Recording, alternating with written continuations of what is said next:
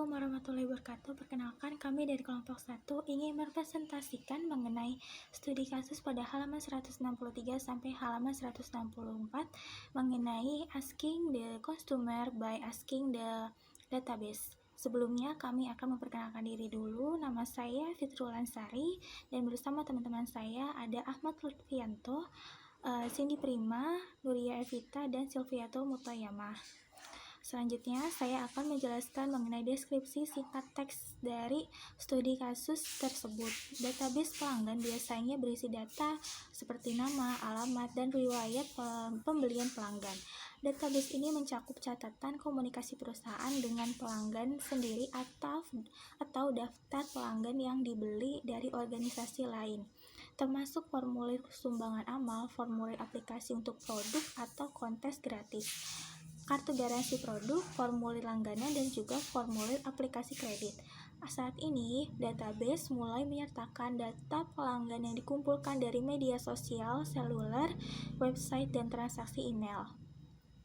Forbes memiliki pengetahuan tentang demografi, nilai, dan juga gaya hidup individu tersebut, serta bagaimana orang tersebut berinteraksi dengan Forbes selama bertahun-tahun. Detail ini membantu pengiklanan Forbes menargetkan kampanye mereka dengan lebih tepat dan juga membantu publikasi Forbes meningkatkan sirkulasi mereka.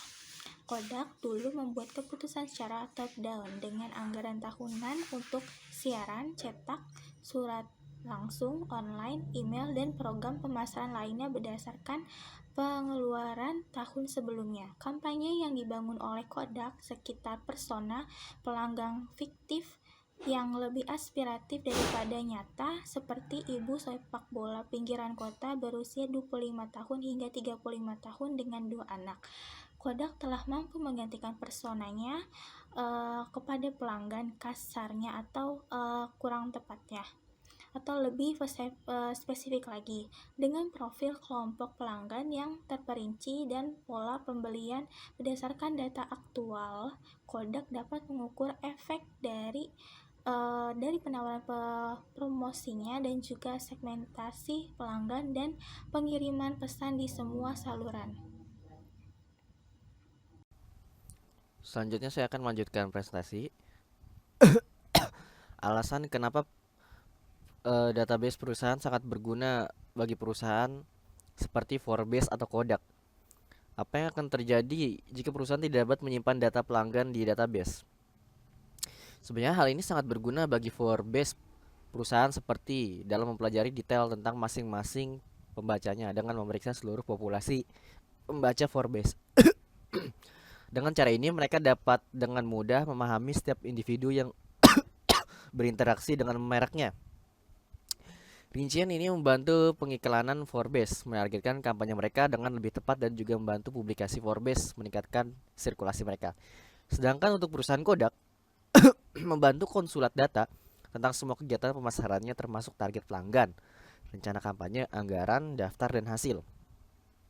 Selain itu, membantu juga Kodak untuk dapat menargetkan setiap jenis pelanggan dengan lebih berharga, dengan deskripsi produk kemasan retailnya dan penempatan iklan. Ini juga berguna untuk Kodak dengan mengukur mudah efek aktual dari penawaran promosi, segmentasi pelanggan, dan pengiriman pesan di semua channelnya. Apabila perusahaan Forbes dan Kodak tidak dapat menyimpan data pelanggannya di database, ini akan menyebabkan Forbes tidak dapat menganalisa data pelanggannya dan sangat kesulitan untuk mengetahui subset populasi pembaca sebagai cara beradaptasi dengan keseluruhan minat pembacanya. Selanjutnya adalah list dan juga entitas serta atribut yang dipakai dalam database pemasaran Kodak. Entitas yang digunakan dalam database pemasaran Kodak itu adalah 2, termasuk dan bagian database pelanggan Oracle dan vendor database. Pihak ketiga itu merupakan contoh dari pemasok yang mengumpulkan database dari pelanggan Kodak kemudian mentransfernya ke Kodak sebagai outputnya.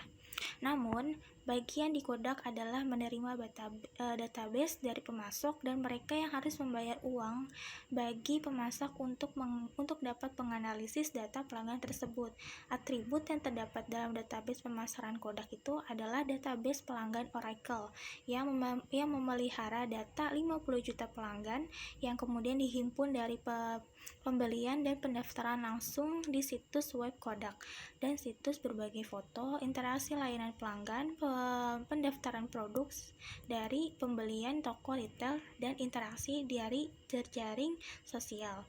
Dan vendor database, pihak ketiga yang akan memasukkan data pelanggan dengan informasi demografi dan psikografis, sehingga Kodak dapat mengetahui keinginan pelanggan dan mencoba yang terbaik untuk memuaskan preferensi pelanggan, serta Kodak telah dapat mengganti persona pelanggan dengan profil yang mendalam serta terperinci dari kelompok pelanggan dan pola pembelian berdasarkan data yang aktual. Informasi tersebut dapat mampu menyasar ke setiap pelanggan secara lebih tepat dengan kemasan retail, deskripsi produk, dan penempatan iklannya. Kodak juga dapat mengukur efek aktual dari penawaran promosi, segmentasi pelanggan, dan pesan di semua saluran dengan database pelanggan tersebut. Slide selanjutnya adalah manajemen data yang lebih baik meningkatkan kinerja setiap perusahaan, dan 2 contoh keputusan yang ditingkatkan. Manajemen data dapat meningkatkan kinerja bisnis setiap perusahaan dengan menganalisis basis data pelanggan dengan cara masing-masing.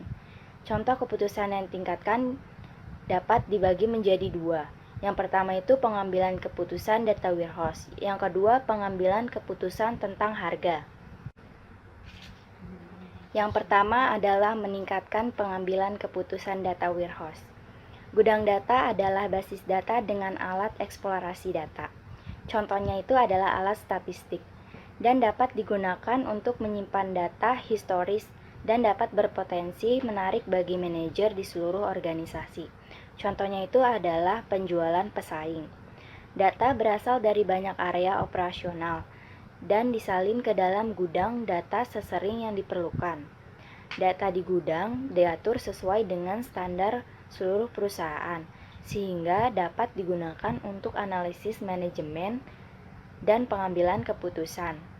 Sistem gudang data itu dapat memungkinkan manajer untuk melihat produk menurut pelanggan oleh tenaga penjualanan. Database operasional normal itu tidak dapat mengizinkan tampilan yang berbeda. Yang kedua adalah meningkatkan keputusan tentang harga. Penambangan data bukanlah hal yang baru. Ahli statistik telah menggunakan pendekatan manual serupa untuk meninjau data. Perubahan dalam data mining bagaimanapun telah memungkinkan organisasi untuk menganalisis data dengan cara hal yang baru. Perubahan pertama terjadi pada area pengumpulan data dasar. Sebelum perusahaan melakukan transisi dari buku besar ke sistem berbasis komputer, manajer harus menunggu staf untuk mengumpulkan potongan dan mengetahui seberapa baik kinerja bisnis atau bagaimana periode kinerja saat ini dibandingkan dengan periode sebelumnya. Ketika perusahaan mulai mengumpulkan data di komputer, mereka dapat mulai menjawab pertanyaan terperinci dengan lebih cepat.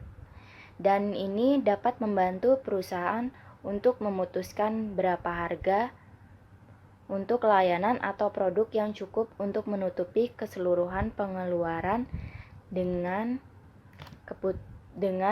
keuntungan tinggi dalam proyeksi jangka panjang. Jadi ini merupakan salah satu contoh papan iklan yang tersedia pada situs web Forbes.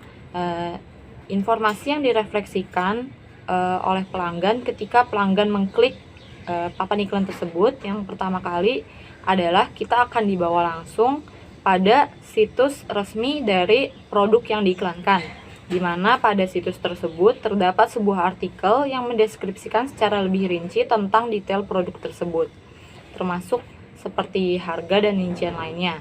Dan di akhir artikel juga dicantumkan di mana kita bisa mendapatkan produk tersebut, seperti mencantumkan nama platform online untuk bisa membeli produk tersebut. Nama Saya Cindy, saya akan menjawab pertanyaan nomor 2.